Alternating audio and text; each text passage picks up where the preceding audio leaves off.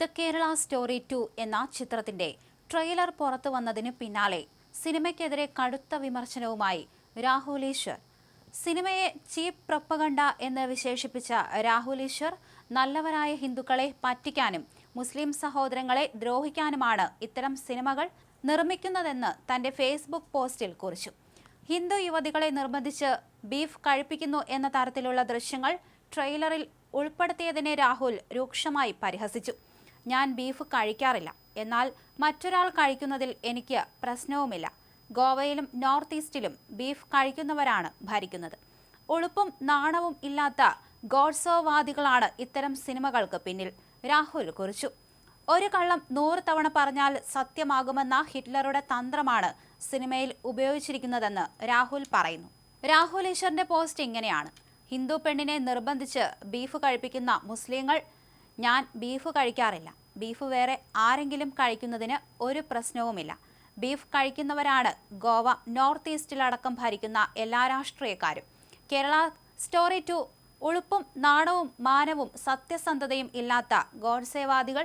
ഒരു കള്ളം 100 തവണ പറഞ്ഞാൽ സത്യമാകുമെന്ന ഹിറ്റ്ലറുടെ തന്ത്രം പ്രയോഗിക്കുന്ന ആധുനിക അർബൻ നാസികൾ. നമ്മൾ നല്ലവരായ ഹിന്ദുക്കളെ പറ്റിക്കാനും നമ്മുടെ മുസ്ലിം സഹോദരങ്ങളെ ദ്രോഹിക്കാനും ചീപ്പ് ആൻഡ് വൾഗർ പ്രൊപ്പഗണ്ടയുമായി കേരളം സ്റ്റോറി 2. ഇന്ത്യയുടെ രാഷ്ട്രപിതാവായ മഹാത്മാഗാന്ധിയെ കൊന്ന ഗോഡ്സേവാദികളുടെ മനസ്സാണ് അതിന് പിന്നിൽ. രാജ്യദ്രോഹമാണ്, വിദ്വേഷ രാഷ്ട്രീയമാണ്, അധമവും അപലപനീയവുമാണ്. കേരളം ഭാരതം അഭിമാനം. ഇങ്ങനെയാണ് അദ്ദേഹം കുറിച്ചിരിക്കുന്നത്. അതേസമയം ദി കേരള സ്റ്റോറി 2വിന്റെ ട്രെയിലർ പുറത്തിറങ്ങിയതിന് പിന്നാലെ വ്യാപകമായ വിമർശനങ്ങളും ട്രോളുകളും സാമൂഹിക മാധ്യമങ്ങളിൽ നിറഞ്ഞിരുന്നു. ആദ്യ ചിത്രത്തിന് സമാനമായി വിദ്വേഷം പ്രചരിപ്പിക്കുന്നതാണ് രണ്ടാം ഭാഗത്തിന്റെ ട്രെയിലറും എന്നാണ് പ്രധാന വിമർശനം.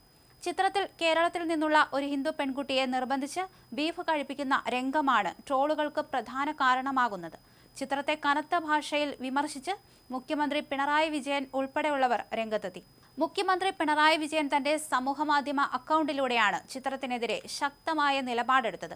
കേരളത്തിനെതിരെ വിദ്വേഷം വിതയ്ക്കാനും നമ്മുടെ മതനിരപേക്ഷ പാരമ്പര്യത്തെ അവഹേളിക്കാനും ലക്ഷ്യമിട്ട് നിർമ്മിക്കപ്പെട്ട ദി കേരള സ്റ്റോറി എന്ന ചിത്രത്തിന്റെ രണ്ടാം ഭാഗം പുറത്തിറങ്ങുന്നു എന്ന വാർത്ത ഗൗരവത്തോടെ കാണേണ്ടതാണ്, മുഖ്യമന്ത്രി കുറിച്ചു. നട്ടാൽ കുരുക്കാത്ത നുണകളും വിദ്വേഷങ്ങളും കേരള വിരുദ്ധ പ്രചരണവും കുത്തിനിറച്ച ഒന്നാം ഭാഗം വർഗീയ ലക്ഷ്യത്തോടെ നിർമ്മിച്ചതാണെന്ന് ഈ നാട് തിരിച്ചറിഞ്ഞതാണ്. കലാസൃഷ്ടിയുടെ മേലങ്കി അണിഞ്ഞ് പുറത്തിറങ്ങിയ ആ വികൃത സൃഷ്ടിയെ ദ റിയലിസ്റ്റ് കേരള സ്റ്റോറി വിളിച്ചു പറഞ്ഞുകൊണ്ട് തള്ളിക്കളഞ്ഞതാണ്. സാഹോദര്യവും മതേതരത്വവും ഉയർത്തിപ്പിടിക്കുന്ന കേരളത്തിന്റെ മാതൃകയെ ഭയപ്പെടുന്നവരാണ് തുടർച്ചയായ വിദ്വേഷ പ്രചരണങ്ങളുടെ അണിയറക്കാർ, അദ്ദേഹം കൂട്ടിച്ചേർത്തു.